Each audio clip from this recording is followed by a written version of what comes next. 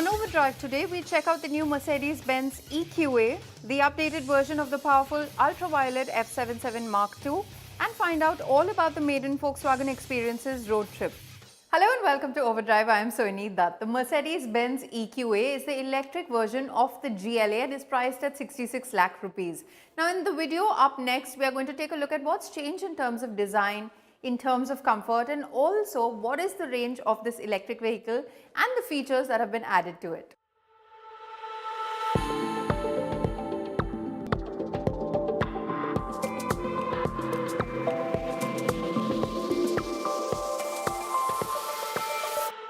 If you want a small luxury EV, you suddenly have quite a few options, right from the likes of the BMW iX1, the Volvos, and even the Kia EV6.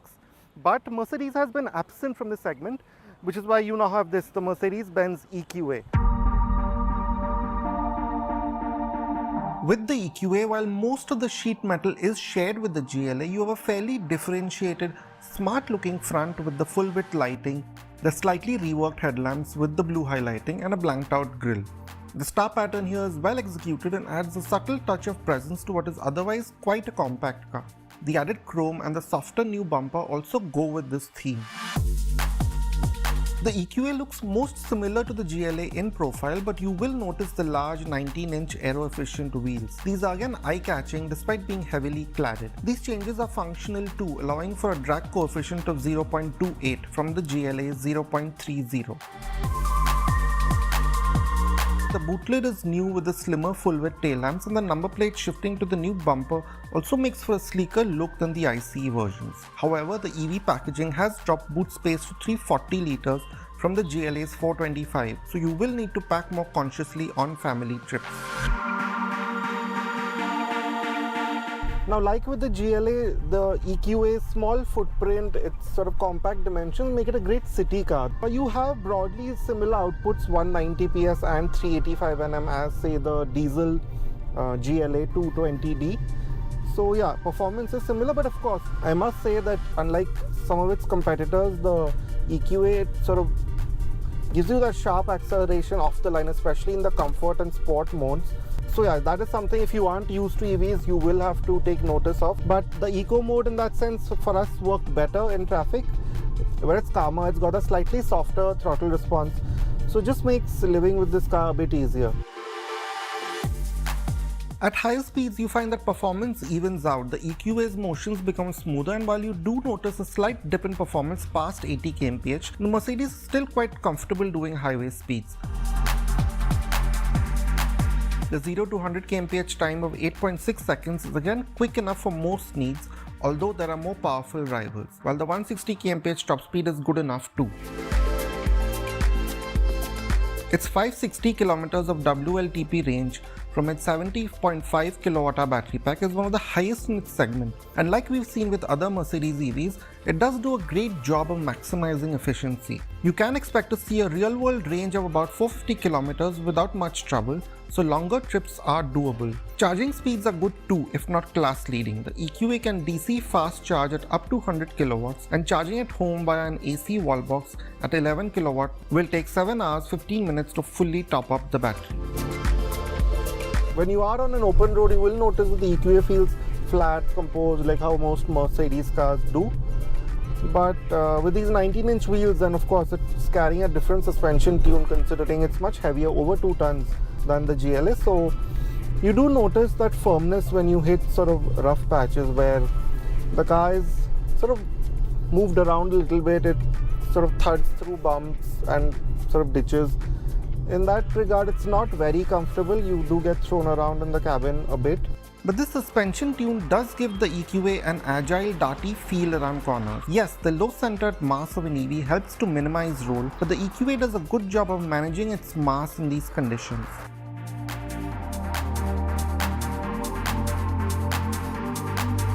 So as you can see, the interiors, they're pretty much identical to what you find in the GLA. The overall design, it has that contemporary high-quality Mercedes feel to it, especially in the way that this pattern sort of lights up at night with the ambient lighting, and of course these very hefty vents and these nice toggle switches, considering this is a slightly older sort of Mercedes model. But you have soft materials of the kind you expect in a Mercedes on most touch surfaces and the door panels, and some highly adjustable seats which offer a good degree of support. Cabin practicality hasn't taken a hit, so you have that new, more open central tunnel design from the GLA and the deep door pockets. There are many charge ports here and wireless charging, which also means that keeping your devices powered up will not be a problem. You also have new graphics for the two 10.25-inch screens. The driver's display gives you a good degree of EV-specific information, which is presented crisply. It's the same with the touchscreen. We miss the touchpad, but the responses are crisp, and again some features like the one that lets you maximize range and plan trips keeping range in mind are thoughtful touches. Now all of this is largely similar to what the GLA is, but where Mercedes is differentiating the EQA and sort of positioning it a bit higher is in the features list. Now of course you get everything that the GLA gets, but there are some really quite noteworthy feature additions. Now the most notable of which are a head-up display, a full color one like you find in something like a GLE or even a GLS that's here in this car. You get a 360-degree camera and you get navigation with augmented reality, which is a pretty useful touch actually, I must say. And finally, another sort of neat touch which many will admire is the Bumister audio system 12-speaker setup. Safety features include 7 airbags, active emergency braking, blind spot monitoring and auto high beam. Now you see that in terms of legroom and headroom, this is not very different from the GLA. So yeah, I don't have a lot of headroom, especially with this panoramic roof sort of eating into space. So if someone taller than me, they might have it a bit difficult, but the scoop does help me a little bit. And in terms of legroom, it's okay. It's not the biggest in the segment, but it does the job for most needs. Now where you do notice a big difference is in the under thigh support. Now the seats, the shape hasn't really changed all that much, but because of the battery pack, this quite large battery pack, the floor is notably higher than in the GLA. So you notice that, yeah, as you can see, there's a lot of gap here, so not very comfortable. But in terms of the backrest, of course, it's typically Mercedes. You have really nice firm cushions. The Mercedes Benz EQA should be priced at around rupees 60 to 65 lakh for the single EQA 250 plus variant that will be available.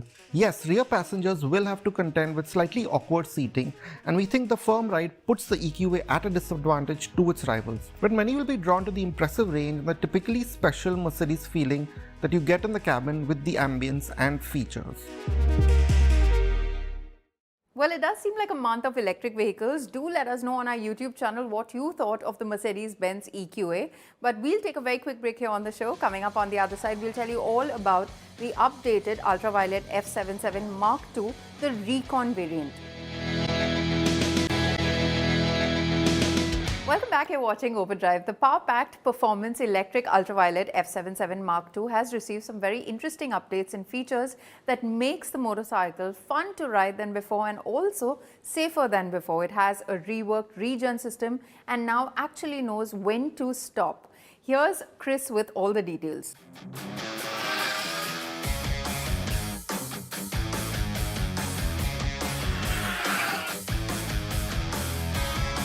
Hey guys, so the day has finally arrived and I'm pretty excited because I finally have a chance to experience the Ultraviolette F77 Mark II.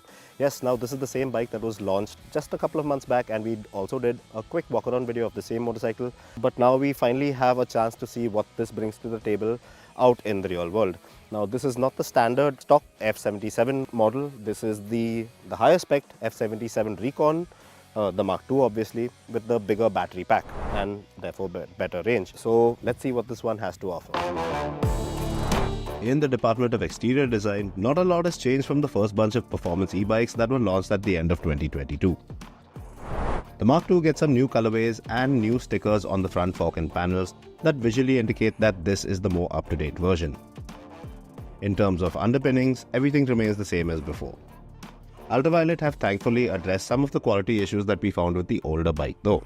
For instance, the charging point lid on the bike is now of metal construct, and they've changed its hinge and a couple of panels around the upper side of the tank section too.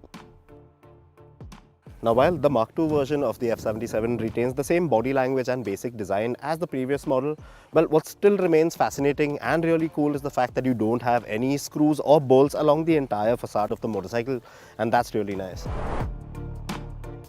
The F77 was always a great looking motorcycle. It's a very neat and sleek bike that keeps the whole aeronautics theme very nicely indeed. However, the real talking point about this Mark II version are the improvements to its tech and features. Now yes, the beauty of this updated F77 model really lies within, and that mainly has to do with the amount of features and tech that the bike now houses, because this motorcycle is now up on power, it's up on range, and of course you have stuff like traction control, different settings, you have hill hold, you have 9 levels of regenerative braking, something that the earlier model was really lacking, and of course you do get dual channel ABS and dynamic stability control, which functions the ABS and the regenerative braking to give you a more stabilized ride all throughout.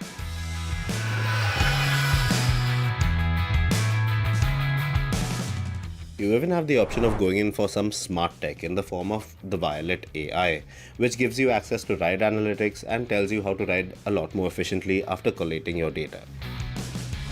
Now the tech also gives you crash alerts, an anti-collision warning system, and tells you via the app if your F77 is being towed away or if somebody is messing around with it in the parking lot. But for me, the best thing has to be the updated regenerative braking system.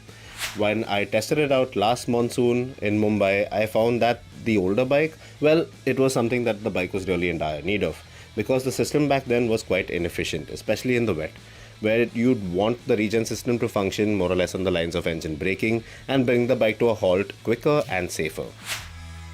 It's there now, and you can get it to kick in just the way you want it to on the go, and you can even switch it off completely and coast to your heart's content. The riding position and the entire dynamics of this motorcycle still retains that nice performance-y, punchy aspect that we really liked from the previous generation model.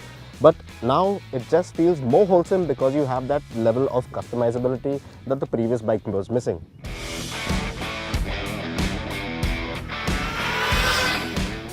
Yes, it's an electric bike that emphasizes on performance, so it's got to be fun and exciting, and that it very much is. But it still is a bit of a pain to ride at slow speeds because of the rather sporty rider triangle. There's always some weight on your palms. Also, I'm slightly disappointed that they haven't fixed the mirrors to be easier to adjust and fix in place. And this Recon, now it comes with a bigger 10.3 kWh battery as opposed to the smaller 7.1 kWh unit in the standard. So it weighs around 10 kgs heavier at 207 kilograms. So there's quite a bit of weight to tip into a corner or even push back. There simply had to be a reverse assist on there, and thankfully there still is. Even in glide ride mode, which is the most economical mode on the bike, it's not very lively but not exactly boring either. And you can't say the same for every two-wheeler electric currently out there. Now Ultraviolette have even upped the power by 1 kilowatt and managed to extend the range by around 20 clicks, which was always going to be a good thing. Combat and ballistic modes as before are still thoroughly enjoyable, and thanks to the rework regen, well, things have now gotten a lot safer. Now many of you might be wondering why Ultraviolette actually calling this one the Mark II when not a lot has changed in terms of design, the underpinnings, the battery, the chassis. It all remains the same as before. But what Ultraviolette have done with the F77 Mark II is taken an already impressive electric motorcycle, tweak things around so that it feels a lot closer to the functioning of a proper combustion engine motorcycle, while not compromising on the exciting and fun aspects associated with an electric bike. And that in no way is an easy task to achieve. You get brisk acceleration, you get good amount of safety and connected tech, a sporty riding stance, and an electric bike that you can actually lean into corners, although it is a bit heavy. Still, there's a lot of thought and ingenuity on display here, because there's a lot of tech that needs to be adjusted and perfected in order to work in tandem with each other and be deemed safe for the road, like the functioning of the regenerative braking system, the CBS and the ABS units. Also, a really cool thing about these upgrades is the fact that the older vehicle owners can even upgrade to the new software and hardware. The software updates can be had free of cost over OTA updates, while you'll have to shell out for the hardware updates, which in this case includes the aluminum charger flap and a couple of panels and hinges in relation to it. So if you're into fast rides and thinking of switching to electric, well, the updates make this F77 a more complete package than it ever was, and it's one that you definitely should consider. Well, it's time to head into our final break here on the show, but coming up on the other side, we embark on a beautiful road trip in the lap of the Himalayas in Volkswagen cars. Stay with us, you're watching Overdrive.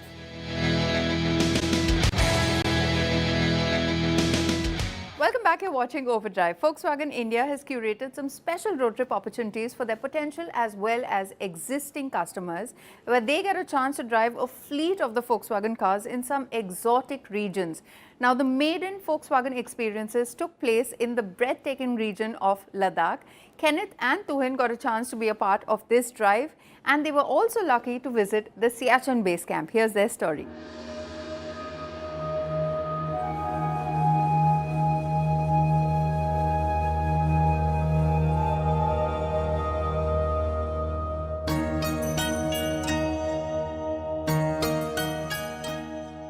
Volkswagen India has embarked on this new journey known as Volkswagen Experiences. It's an opportunity for customers to come and witness the different parts of India, the lesser known roads that lead to marvelous destinations. Moreover, customers will also get to feel the true supremacy of German engineering. In a world where dependability and innovation collide, a Volkswagen stands tall, where driving is not merely an ordinary route that takes you from where you are to where you want to be, but it is an extraordinary encounter with nature.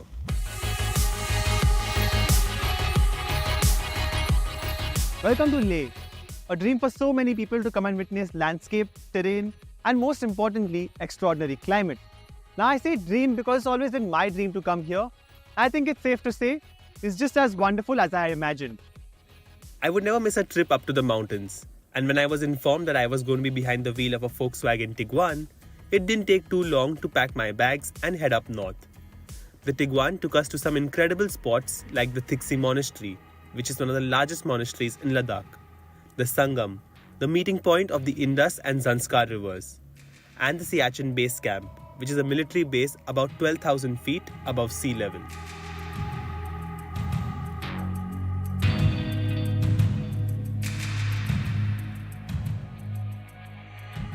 Now that Kenneth has had his share of checking things off his bucket list, it's time for me to refresh my memory of this breathtaking part of our country.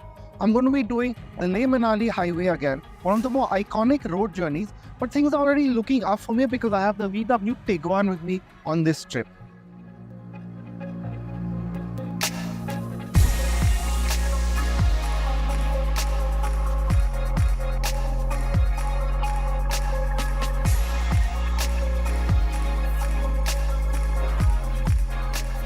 But while we are on this journey with this especially capable car, we think it's also a good opportunity to explore the story behind the infrastructure in this region. These are the work of the Border Roads Organization. This is a body under the Ministry of Defence that is tasked with maintaining and developing road infrastructure in India's border states. It has a presence in 19 states and some friendly countries, and by 2022 had developed 55,000 kilometers of roads, 450 permanent bridges and 19 airfields. I am Major Sanjay. I'm Officer Commanding of 124 Road Construction Company, which is part of Project Himang BRO. Can you tell me what does the BRO's function and what can it do that a regular road construction company can't do? See, we have multiple agencies in India and the private players also. However, the tough terrain in a country like India, where we have terrain of all kind, which one can think of, and it's really very tough to work in such terrains. Because of these things, I think BRO is able to do the justice which others are probably not able to do. With our new friend playing host, we decided to break away from the norm and head to Manali via a road less travelled. The Tiguan made sure that we weren't too apprehensive of this decision. It's an SUV we know well, and unlike many of its competitors, we have found it to be far more capable in the rough than its slick, luxurious appearance suggests. Of course, the usual Volkswagen traits of safety, reliability, and top-notch German engineering are at their absolute highest level, considering this is Volkswagen India's flagship offering. So heading out from Leh, we decided to head to Neoma in southern Ladakh. This place's breathtaking scenery, where the scale and beauty of the mountains seem to get better at every turn, was in full force. Descending from Yaya La, we found ourselves in the kind of untouched, calming beauty that is especially hard to find in India. Yayaso is a small lake surrounded by hills with lush green grasslands meeting its still waters. Its remoteness makes it a draw for the unique wildlife in Ladakh, and for us, taking in this scene was a few minutes of calm and serenity that we try so hard to find in our otherwise hectic lives.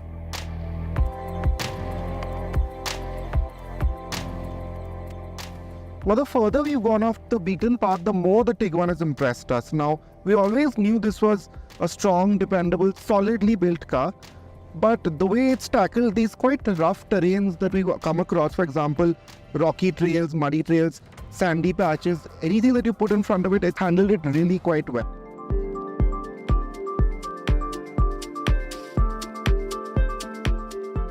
Now the Tiguan has been great off-road, but you also must not forget that this is an especially competent family SUV. It has that premium feel to it, so you get all the feel and all the features of a luxury SUV for a lesser price. Volkswagen has managed to bring all these attributes even to cars like the Virtus and the Tiguan with their more affordable pricing. So if you want safe, competent, performance-oriented cars, then the VW brand genuinely does have you covered.